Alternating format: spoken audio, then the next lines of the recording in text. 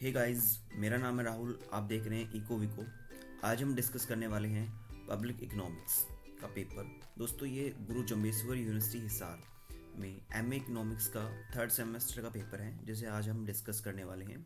और ये पेपर आपको आपके एग्जामिनेशन में काफ़ी हेल्प कर सकता है।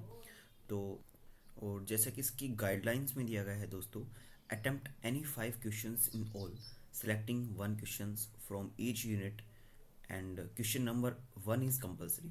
तो देखते हैं दोस्तों, क्वेश्चन नंबर 1 में क्या है। तो answer the flowing short answer types of question. सबसे पहला जो हमारा क्वेश्चन है, describe the public good, pure public goods. तो दोस्तों, प्योर पब्लिक गुड्स कौन सी होती हैं? जो नेचर में या कंजप्शन में non rivals and non excludable होती हैं। और पब्लिक गुड्स ऐसी गुड्स होती है जिन्हें सामूहिक रूप से कंजप्शन किया जाता है। दोस्तों, नेक्स्ट क्वेश्चन है, what are the imperfection in the market, अर्थात मार्केट फेल कब होता है? प्राइवेट सेक्टर जो है अपनी इकोनॉमी को गुड्स प्रोवाइड नहीं करवा पाता है, जितनी डिमांड है मार्केट के अंदर गुड्स की वो प्रोवाइड नहीं करवा पाता है, तो मार्केट फेल हो जाती है। जैसे कि एक private sector police, defence, roads, parks, इन सारी ये सारी फैसिलिटीज़ जो हैं सोसाइटी को प्रोवाइड नहीं करवा सकता है। और उसे प्रोवाइड करवाने के लिए फिर गवर्नमेंट आगे आती है। And the next question is, discuss the criteria of public investment. तो दोस्तों, there are 7 types of criteria हैं एक पब्लिक इन्वेस्टमेंट के लिए। प्रॉफिट क्राइटेरिया है, कैपिटल आउटपुट क्राइटेरिया है, test of national project criteria है, and there are so many other criterias हैं जो एक पब्लिक सेक्टर अर्थात एक सरकार जब इन्वेस्टमेंट करती है तो क्या कौन कौन सी चीज़ों को देखती है, उन्हें हमें यहाँ पर डिस्क्राइब करना है।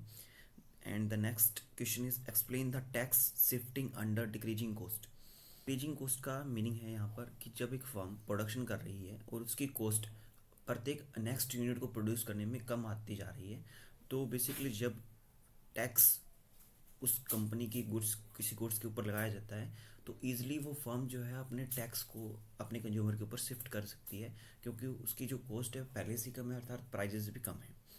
नेक्स्ट है, how do you measure the deadweight loss of tax, अर्थात जो दोस्तों हम डेडवेट लॉस को प्रकट करने के लिए एक चित्र का प्रयोग कर सकते हैं। फॉर एन एग्जाम्पल, ये हमारा कर्व है, यहाँ पर डिमांड और यहाँ पर सप्लाई को रिप्रेजेंट किया गया है। स्टार्टिंग में this is the price of economy, एक गुड का, यहाँ पर पी प्राइस है और यहाँ पर क्यू यहाँ पर क्वांटिटी को लिया गया है। उसके बाद यदि सरकार के द्वारा टैक्स बढ़ा दिया जाता है तो गुड्स के प्राइस इंक्रीज हो जाते हैं, जिसमें से प्राइस इंक्रीज होने से जो सप्लाई है, ये सप्लाई जो वर्कर है वो ऊपर की सब और शिफ्ट हो जाएगा, अर्थात सप्लाई भी कम हो जाएगी, डिमांड भी कम है। और उसके बाद जो कंज्यूमर का जो वेलफेयर था दोस्तों, बेसिकली ये जो वेलफेयर था इतना वो घट कर इतना रह जाता है। और ये बेसिकली डेडवेट लॉस दिखाता है ऑन द कंज्यूमर साइड, और दिस पार्ट जो है वो प्रोड्यूसर की साइड से जो है डेडवेट लॉस को प्रकट करता है दोस्तों। तो ये थे 5 question, short answer type question, जिनको आपको लगभग 1 पेज या 2 पेज के अंदर आपको इसको डिस्क्राइब करना होता है। एंड जो नेक्स्ट जो बड़े क्वेश्चन हैं जिनको हम अभी देखने वाले हैं, करिए तो जो दूसरा क्वेश्चन है वो है, difference between private goods and public good and also explain बोवन model of efficient provision of public goods. अर्थात बोवन ने किस प्रकार से जो पब्लिक गुड का इफिशिएंट एलोकेशन किया है, जिससे कि जो जो टैक्स है और जो कॉस्ट ऑफ पब्लिक गुड्स है वो एक दूसरे के इक्वल हो जाए।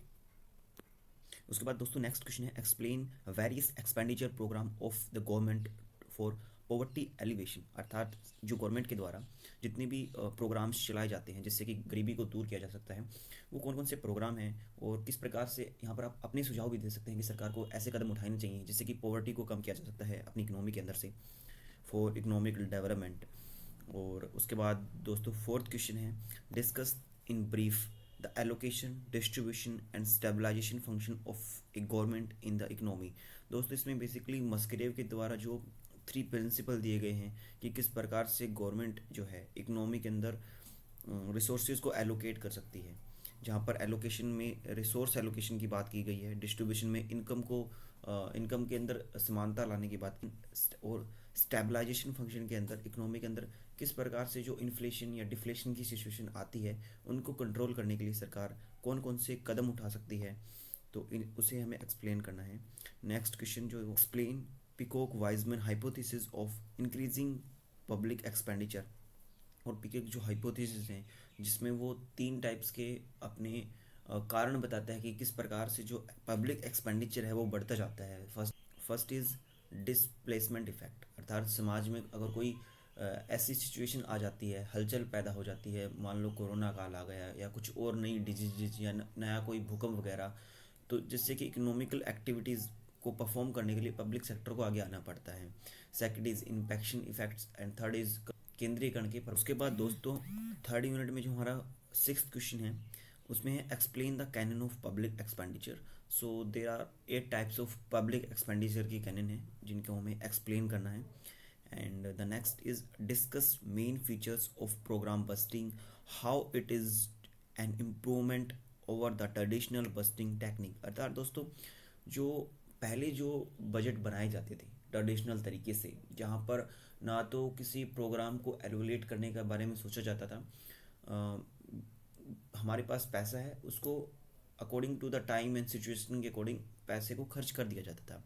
लेकिन उसके बाद प्रोग्राम बस्टिंग आता है, जीरो बेस बस्टिंग आता है, इनको हमें डिटेल में यहाँ पर एक्सप्लेन कर सकते हैं। प्रोग्राम बस्टिंग के क्या कुछ फीचर्स हैं, प्रोग्राम बस्टिंग को किस किस ने किस प्रकार से एक्सप्लेन किया है, इनकी डेफिनेशंस एंड टाइप्स, उनको हम एक्सप्लेन कर सकते हैं। एंड नेक्स्ट क्वेश्चन है दोस्तों explain the benefit and ability to pay approach of taxation, जो कि काफ़ी आसान सा क्वेश्चन है।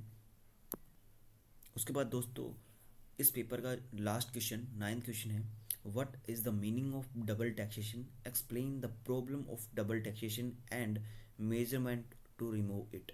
आई होप दोस्तों आपके लिए वीडियो हेल्पफुल होगी, and so please like and subscribe my channel.